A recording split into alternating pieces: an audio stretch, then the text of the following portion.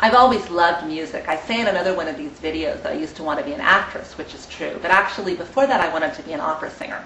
When I was quite young, my grandmother had sung, and I loved opera. And then I had to face the fact quite soon that I really can barely carry a tune, if that. It's probably generous to say I can barely carry a tune.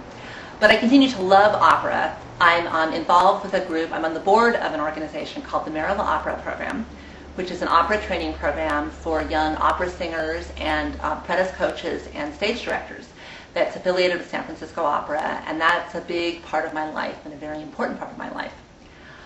I listen to music when I write, usually opera or other classical music, and I pick a composer for each book who to me kind of sums up for me the theme and tone of that book. I find it's a great way to isolate how that book has its own unique voice. It's also a great excuse to go out and buy a lot of new CDs for each book.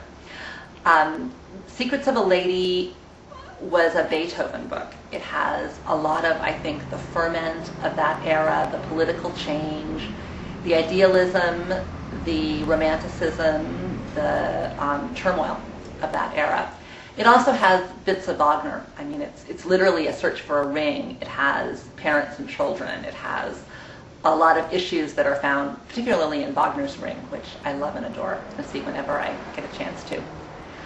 I did a book, Shores of Desire, that was a Verdi book. It dealt with war. It was about the Battle of Waterloo. It had honor and loyalty and a lot of Verdi issues. My book, Rightfully His, was Richard Strauss. It was much more internal, I thought, and Strauss really seemed to fit its tone. Beneath the Silent Moon was Mozart.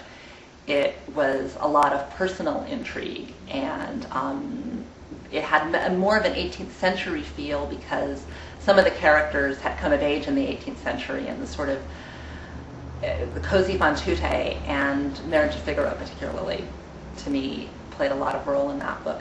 So finding a composer really helps me, particularly within a series, sort of know how this book, even though it may contain some of the same characters as other books and even continue on plot lines, really has its own tone and its own theme.